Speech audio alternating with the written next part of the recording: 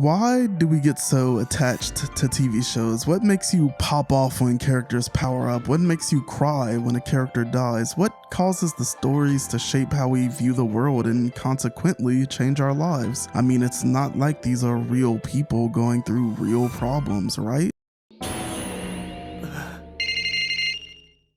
Mob Psycho 100 is an uplifting story about the journey of a young kid, Shigeo Mob Kageyama, an Esper blessed with latent psychic ability that he doesn't even want. Written by the author of the popular and soon returning One Punch Man, it's a similarly funny but sensitive and introspective show that pushes its themes without sacrificing action or flair. Wonderfully adapted by Studio Bones, the same minds behind Full Metal Alchemist, Soul Eater, and My Hero Academia, with admittedly goofy-ass looking characters, it has exceptional stylization and flavorful presentation which help breathe life into what could otherwise be boring slice-of-life scenes. When we get to the fights, we see vibrant colors and detailed motion that is buttery smooth, accompanied by outstanding choreography as worlds collide and buildings explode in the background. The once goofy eggheads transform into serious parodies of the classic shonen style, and when facial expressions aren't enough to capture the true rage and anxiety the characters feel, the abstract takes over, illustrating those emotions manically across the screen.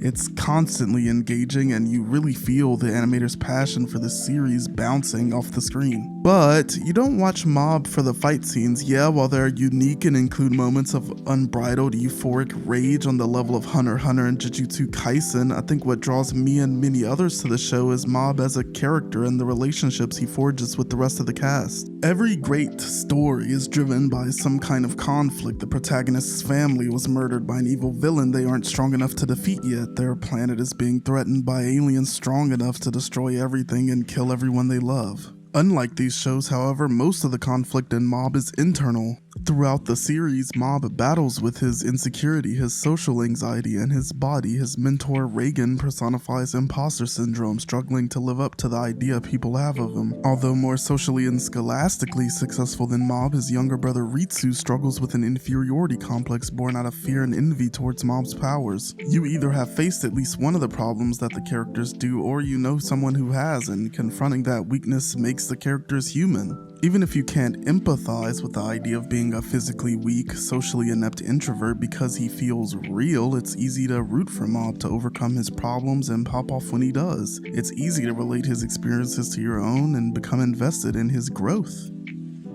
The first time we are exposed to growth in Mob starts with a spirit asking him, "So, are you living every day to the fullest?"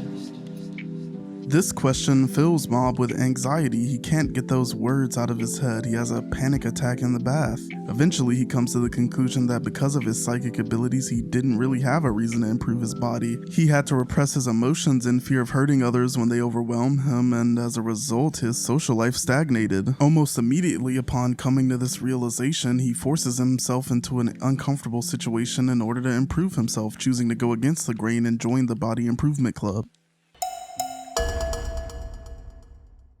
Throughout the series, Mob constantly chooses the hardest possible solutions to his problems. Even though he could literally delete anything he didn't want to deal with out of his life, he chooses to struggle constantly. In his own words, he'd rather find some other potential within me to nurture. Not to mention, I started working out. I'm gonna improve myself. During his fight with fellow psychic Teru, he holds back as much as possible, but after being choked unconscious, he lashes out, unleashing his dormant psychic ability. Despite winning, after the fight, Mob breaks into tears, frustrated at his own inability to grow. Ironically, this is the moment where my own opinion of the series grew the most. Most of the shonen I had watched up until this point, the main character was relatively flat and sought to change the world around them rather than themselves. It's truly where Mob's humanity dawned on me the most. He's not holding back for the sake of prolonging the fight or to gauge how strong his opponent is, but because it doesn't fulfill him in any way to use something he didn't work for. I stopped looking forward to seeing Mob's alter ego and started rooting for him to achieve things his way and be happy. Throughout the anime, he continues to stick to those principles, refusing to use his power against regular people and challenging himself to overcome problems the hard way at every opportunity.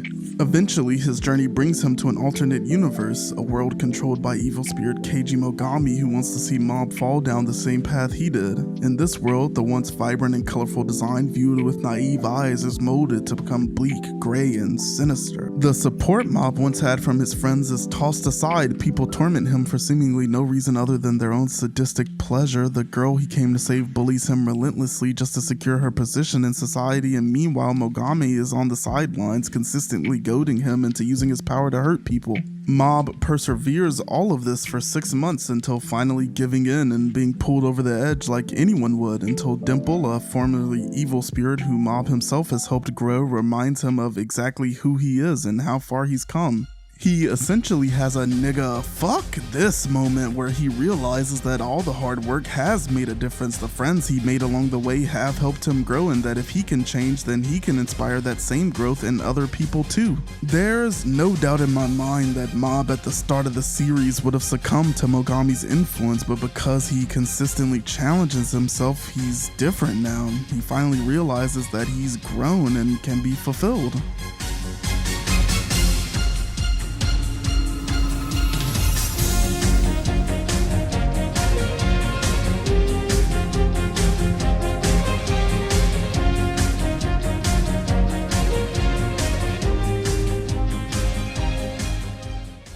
Mob's confidence grows as a result of finding some fulfillment in his life. He's made a lot of new friends, he's made noticeable improvements with his body, and girls are actually starting to talk to him and look at him more. Like someone who's recently lost a lot of weight, the pride of achieving that goal and the praise starts to get in his head a little bit.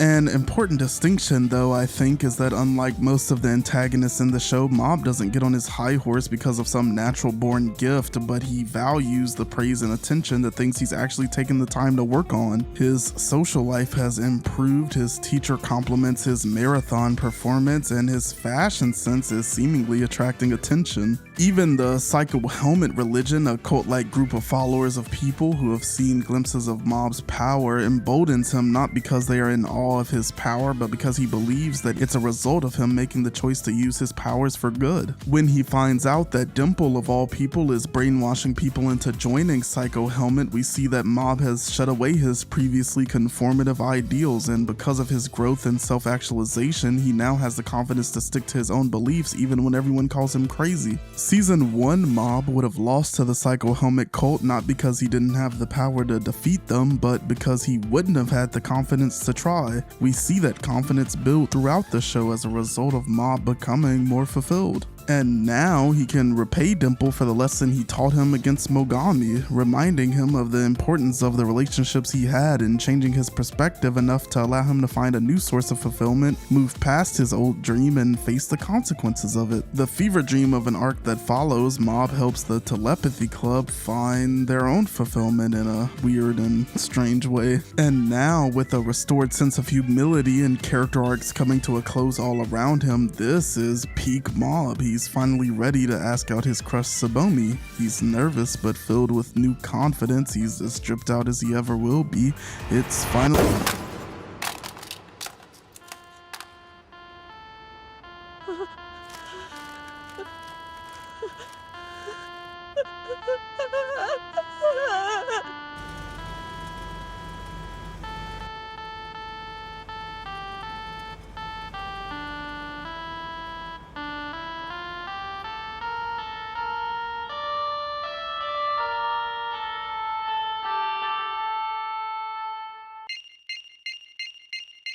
Mob, at his core, still rejects his power and separates himself from it. When he gets time to process and justify the use of his power, he can use them, sure, but his gut reaction is still to reject them. He hasn't truly accepted himself for everything that he is, and for a psychic whose whole power comes from their mind, this internal struggle manifests itself into a split personality. After the accident, the rejected side of himself explodes from within, seizing control over Mob's body and raging through the city, destroying everything in its path. We get these great little callbacks to all the enemies and friends Mob has faced and helped grow, but he blows them all away with relative ease. As Mob wrestles with himself internally, it's Reagan willing to throw his life away, who's eventually is able to reach him by finally being open with Mob about his lack of power. It's not exactly like this is news to Mob. I mean, although never said explicitly, we are hinted that Mob knows about Reagan's lack of power throughout the series, and his alter ego even mentions it moments before this. But Mob never really wanted Reagan to be a psychic mentor. He doesn't need a psychic mentor, he wanted a life mentor, and with this revelation, he can normalize the psychic side of himself and accept himself for 100% of who he is.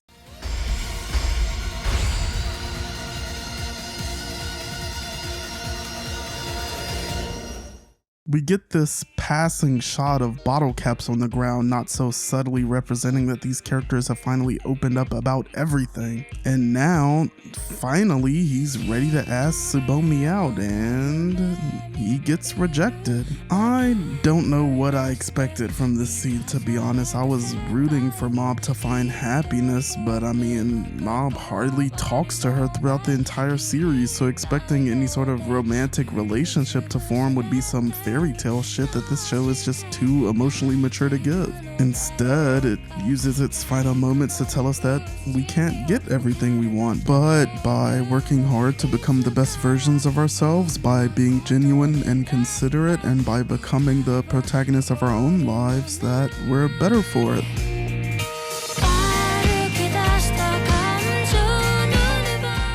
Happy New Year, and shout out y'all boys for making it to the end of the video, man. If you liked it, please share and subscribe. It helps the channel a lot. If you have your own experience with Mob that you'd like to share, leave a comment or join the Discord, link in the description.